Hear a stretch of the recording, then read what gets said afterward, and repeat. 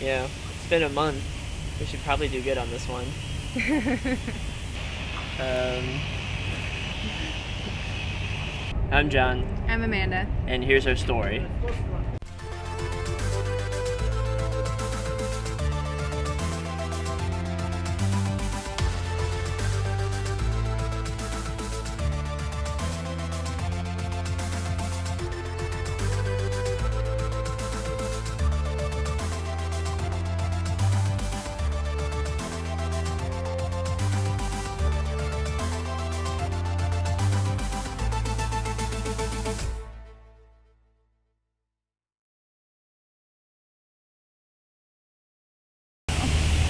I mean, a little bit, I guess, about us.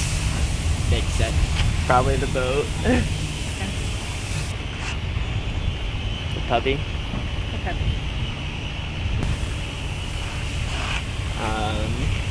Maybe the intro. Start with us. Okay. I got it. Yeah, I'll start with us. Okay, here we go. That's me. So I'm starting this in high school.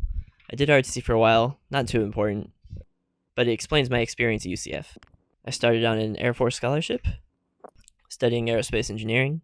Didn't like it much, dropped out, so I could go try to be a commercial diver. That didn't work either.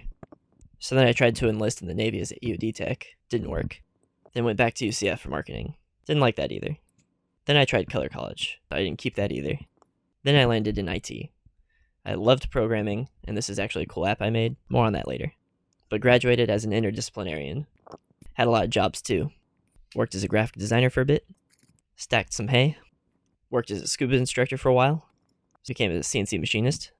Moved to the other side of town. Was a car salesman. Served for a while at Disney. Worked in real estate for 2 years.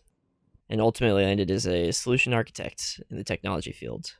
And I have a lot of cool hobbies, like scuba diving, caving, and all kinds of other adrenaline junkie hobbies. But ultimately, I just love to hang out with my baby. That's her? Yeah, that's me. So I'm originally from New York and I moved down to Florida when I was a teenager. I've also had a lot of college experiences. I started off studying law where I got a dual major in litigation and transactional law. Decided I didn't want to go to law school, and I switched my major over to Biomedical Sciences. I finished off with a major in health sciences at UCF, and now I'm about to graduate from PA school. I had several different jobs. Started off working in a catering company.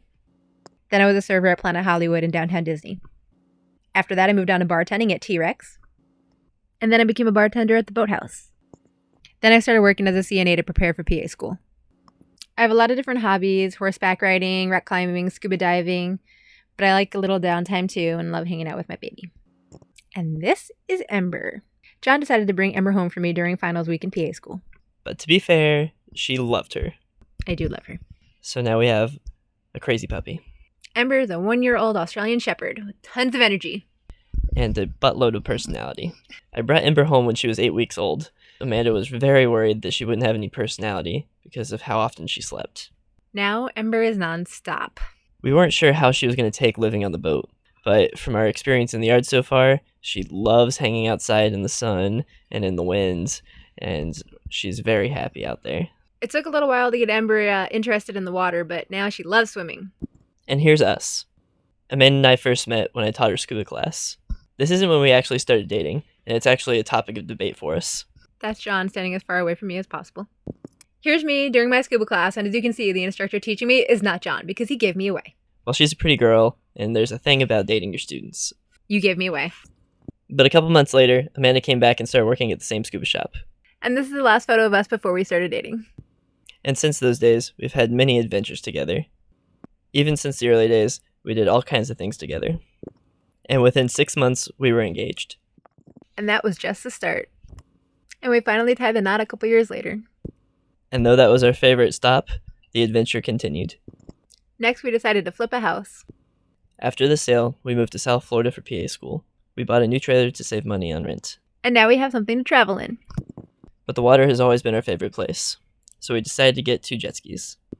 With the success of the house and the love of the water, that led me to try to flip a boat, which was a horrible failure.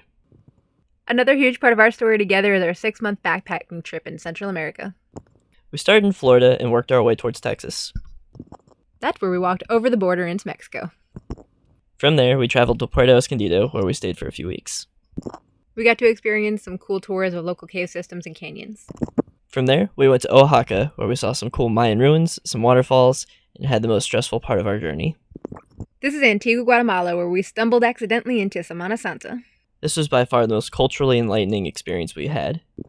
And from there, went and hiked Acatenango, which was by far the most physically strenuous thing we did on the trip.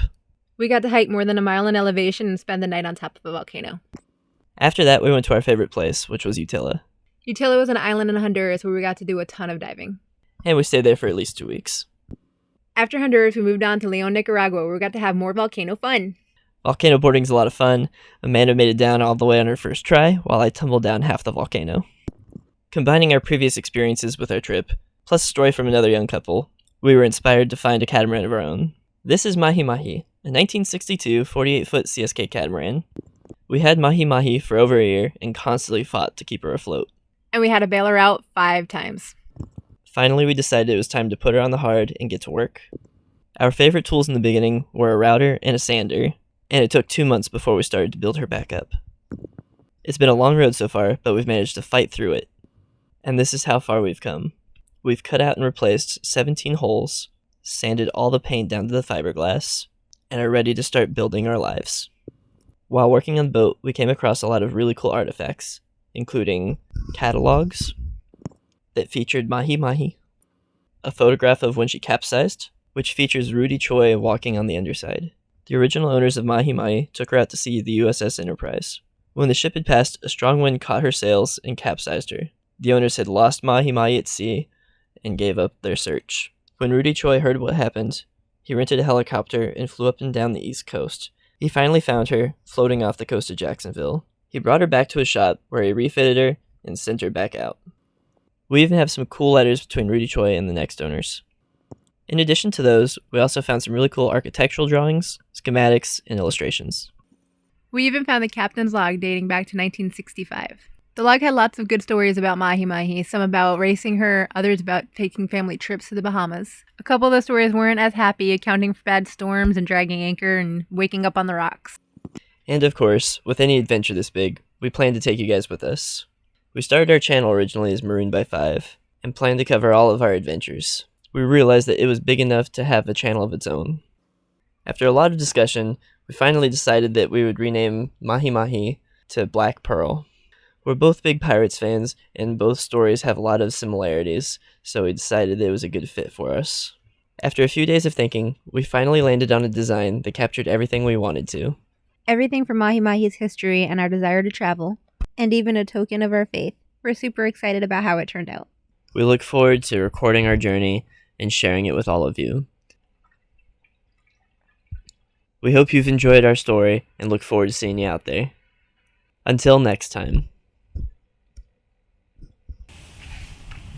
And that's a wrap.